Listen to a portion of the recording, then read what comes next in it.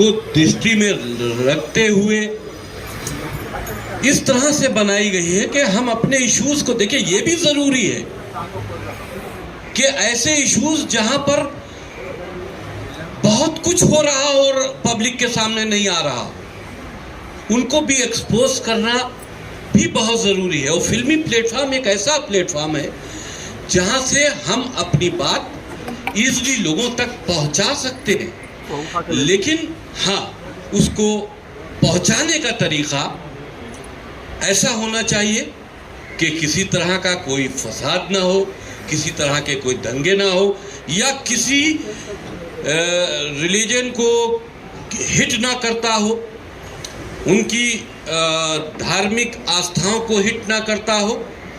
इन सारी चीज़ों का ख्याल रखते हुए हमने किया है।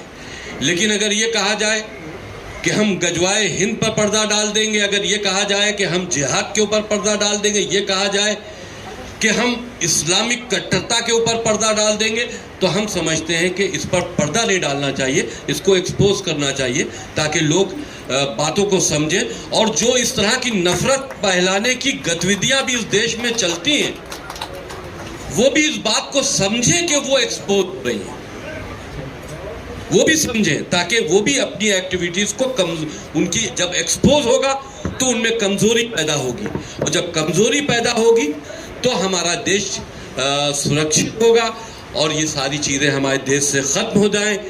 जाति धर्म की जो भेदभाव है ये ख़त्म हो जाए। देश में सब एक साथ और सुकून के साथ रहना चाहते हैं, लेकिन फैलती हुई नफरतों को एक्सपोज करना भी ज़रूरी है। हर इंसान का एक अपना नज़रिया होता है, आपका एक अपना नज़रिया है।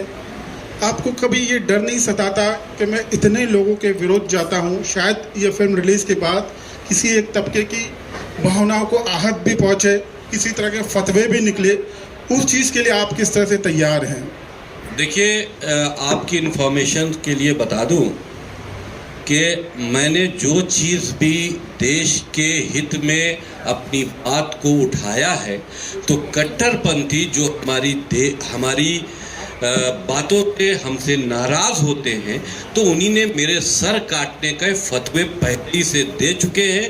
ये कहाँ तक जायज़ है कि अगर आदमी अपनी बात रखे तो उसका सर काटने का फतवा दे दिया जाए।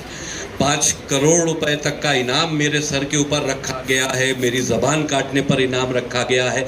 ये सारे इनामात मेडल की तरह से हम पर पहले ही चिपकाए जा चुके हैं। हमारी गलती सिर्फ इतनी है कि मैंने सच बोलने की कोशिश की। उन नफ़रतों की वो नफ़रतें जो इस देश को कहीं ना कहीं नुकसान, आम मुसलमान इसमें इन्वॉल्व नहीं है। होता ये है कि करता एक है, कहा सब जाता है।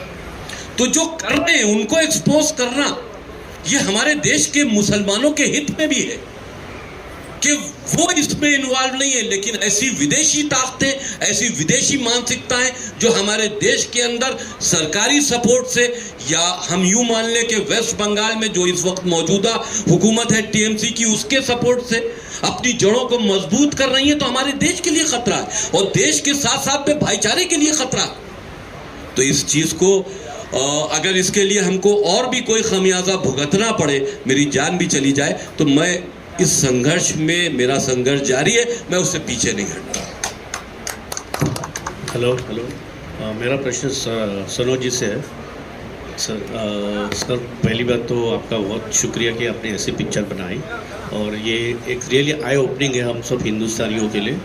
तो मेरा ये सवाल था कि आपको इस जब भी मूवी आपने कहा था कि आप रुक गए थे थोड़े दिन वहाँ पर, पूरा हर चीज़ का आपने मुआवजा किया जी, और कहीं तो ऐसा होगा कि वहीं पर वहाँ पर भी आपको डर भी लगा रहेगा जब इन्वेस्टिगेशन करते हो, तो लोगों को तो पता चलता है ना आप किस मकसद से उसको जी कर रहे हो। जी बिल्कुल। तो ऐसा कुछ अनुभव हुआ था कि आप बता सकते? ऐसे अनुभव के बारे में जो आपने जैसे कहा, तो चूँकि मैं जब स्टडी के लिए जैसे गया हूँ तो मैं अपनी तैयारी के साथ जाता था, आम पब्लिक में घुल मिल गया, छोटे से होटल में रह गया, छोटे से होटल में खाना खाया, इधर उधर घूमने टहले, लोगों से बातचीत किया। वो चूँकि अकेला रहता था इसलिए मैं अपने आप को सुरक्षित कर लेता था। असल चैलेंज मेरे लिए तब हुआ जब मैं शूटिंग करने के लिए पूरी यूनिट लेकर बंगाल पहुंचा। वो ज़्यादा चैलेंजिंग था क्योंकि वेस्ट बंगाल पहले से ही FIR दर्ज कर चुकी थी हम लोगों के ऊपर, और फिल्म बगैर बंगाल के पूरी नहीं हो सकती थी।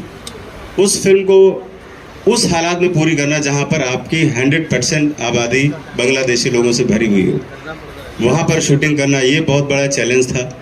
और ये इस पर बड़ी अच्छी एक फिल्म बन सकती है, सस्पेंस थ्रिलर, कि किस तरह से हम लोगों ने वहाँ पर और कैसे कैसे हमारे कलाकारों ने डेयरिंग के साथ जो हम प्लानिंग करते थे रात में होटल में, उसके बाद अगले दिन उसको एग्जीक्यूट किया जाता था।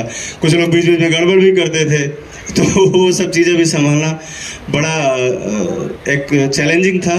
और जहाँ तक रही डर की बात, तो आप सोचिए सुंदरबन जैसी जगह जहाँ पर हमारे पास बहुत कम संसाधन थे, लोग थे ज़्यादा, 6 दिन 8 दिन का शूट करना, पता नहीं किसको टाइगर कब उठा ले जाए, सांप किसको काट ले, कौन सा इंसिडेंट हो जाए वहाँ पे किसी के साथ, क्योंकि वो जानवरों से भरा हुआ जंगल है पूरा, और इंसान नाम की चीज़ वहाँ पर आपको सैकड़ों किलोमीटर तक नहीं मिलेगी। तो वो भी एक बहुत बड़ा अपने आप में टास्क था, और हम सब लोगों ने उसको मिलकर पूरा किया। जैसे हमारे एक्टर्स लोगों ने हमको बहुत, एक्टरों ने सारे ने बहुत सपोर्ट किया, क्योंकि वैनिटी वैन भी तो 1-1.5 किलोमीटर दूर रहती थी, तो कपड़े चेंज करने जाना, फ्रेश होने जाना, बहुत सारी मानवीय जो चीज़ें होती हैं, इंसानी चीज़ों के लिए भी हमें बहुत सारे स्ट्रगल करने पड़ते थे। और उस बीच ये डर बना रहता था कहीं राज न खुल जाए तो हम लोग यहीं से ही निपट जाएं। और जिस वक्त मैं यूनिट लेकर निकला था, तो मुझे ये ऐसा लगा था कि मैं बहुत गलत करने जा रहा हूँ, अपने साथ साथ में करीब 70-80 लोगों की और जान जोखिम में डाल रहा हूँ। लेकिन सब लोगों के इरादे बहुत नेक थे और चीज़ें बड़ी अच्छी हुई। धीरे धीरे करके हम लोगों ने फिल्म को पूरा किया, टास्क को पूरा किया। Thank you. क्या बात है सर। और ऐसे और भी बहुत सारे किस्से हैं जो शेयर करेंगे।